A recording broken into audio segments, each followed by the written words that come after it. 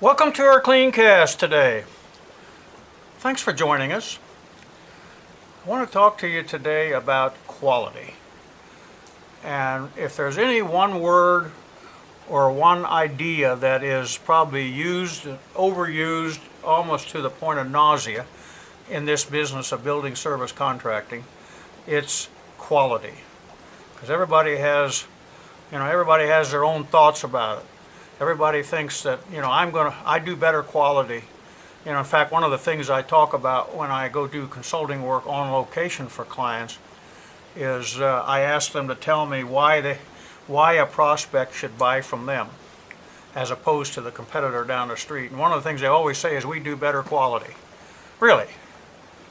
What's that definition? What's your definition? Depends on who's talking, right? It's a subjective thing. Well, I want to talk, one thing I learned after I was in business a few months or years, I guess I should say. Don't want it to sound like I was losing a lot of business. But after I was in business for a while, let's say it that way, I found out that you can lose business even though you think you're doing a good job. Any of you ever done that? How many times have you lost an account where you say, I was cleaning that place great? Well, you can walk through there and there's nothing wrong with it. Or even think about when you have gone on what I call cattle call or bid walk or more in a selling vein, been able to walk through with the prospect one-on-one and give an opportunity to sell your service. But you walk through there and you kind of think to yourself, I wonder what's going on here. This place is clean, right? I bet you've had some of those. I bet you've lost some of those. I know I lost some. I also know I kept some that were dirty. But what is it all about? What is it all? See, my definition of quality, let me put it this way. Quality entails your entire organization, and it entails every encounter you have with a customer. And that has nothing to do with cleaning at night, does it? You see, my belief is, and I'm very strong about this, my belief is that the quality is what the customer says it is. That's the definition. Somebody asked me, what's the definition of quality? My definition of quality is what the customer says it is. Because it doesn't make any difference. You can have an entirely clean building, wonderful building. They don't like it.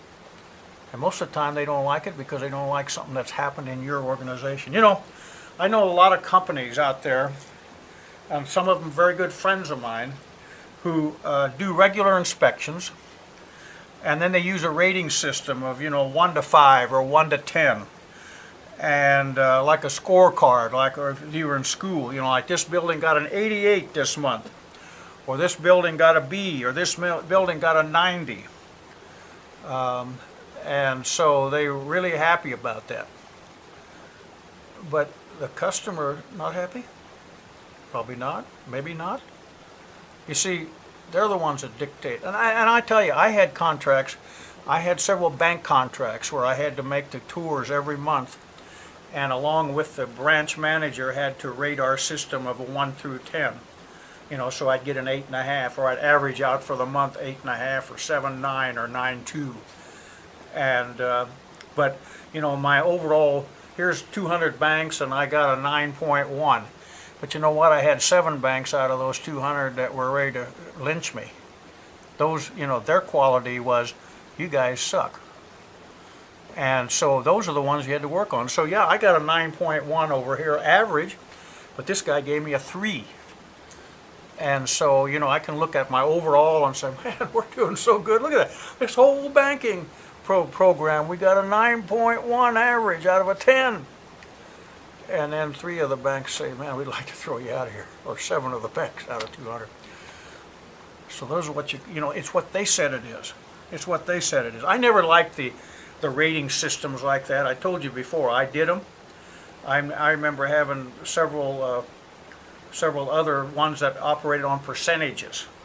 You had to have an 85. I had one large customer that operated on, they wanted an 85% rating every month. They felt like if it was over 85, they were buying too much service, and if it was under 85, we weren't doing our job. And it's interesting because I'm thinking particularly of one large client that I had, that for the first 3 months of the contract, and this was several $100,000 contract, they went with me on every building. And we sat down together and rated it. And, truth of the matter is, I usually rated myself tougher than they did. But after about 3 or 4 months, I'd call up and say, are we ready for our monthly inspection? And they would say, go do it, and send me the report. So guess what? The report was always 84.7, 85.3.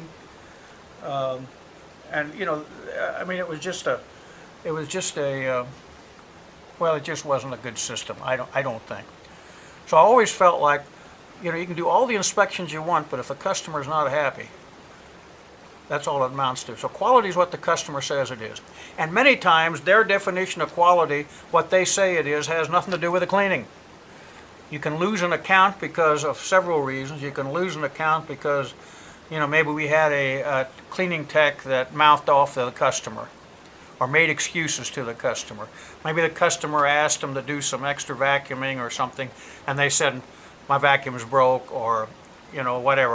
That's not in the specs. I'm not going to do it. I don't have time. Whatever. It could be, or you could, as an owner you came across, or as a supervisor you came across as somewhat insulting or sarcastic or uncaring. Much business is lost in this country, not because of poor work, but because the customer feels many times, are being neglected. And in fact, I know right now of one company that I'm very familiar with is losing a substantial part of their business. And they're losing that because they have nobody that cares to go see the customer. Customer calls and says, I got an issue, and they'll say, I'll see you in a couple of weeks. And I know you're probably sitting there and saying, how could anybody do that? So I'm sitting here and saying, how could anybody do that? But the fact is, it's happening. I know another company that's also in another city that is picking up a bunch of business for that very reason. They are picking it up because their competitor is, even though cleaning well, is neglecting the customer. All comes under the umbrella of quality. Now you're saying, well, Richard, you're stretching the truth a little bit. You're stretching your definition. Don't think so. It really is all about what the customer says. So you can do all the ratings you want, you can do all the inspections that you want, but if the customer says it isn't clean, it isn't clean. Take that to the bank. At least that's been my philosophy. That's been the credo that we lived on, and we had a very good retention rate of customers. And so if we keep that focus, rather than, gosh, I got an 89 and he canceled me, or I got a 93 and they canceled me. You got other issues. Sometimes we concentrate so much on the cleaning that we forget the customer satisfaction part of it. Remember the difference between customer service and satisfaction? Service is a concept, satisfaction is a demonstration. So we can go in there and have a customer service rep, and we would do customer service. That's our concept. Then concepts don't mean anything. It's what do you do? The demonstration. That's customer satisfaction. So that's my discussion today on quality. Be interested to hear from you. If you disagree or agree, go to my website, consultantsandcleaning.com, and there's a icon on there where you can make notes, or you can send me a note, rather. You can send me a message and say, hey, I think you're all wet, or hey, I think that's a great idea. Give me your thoughts on it. Be interested to hear from them. And if I like them, I'll respond. If I don't like them, I'll say, what note? I'm just kidding. Thanks for watching us today. See you next time.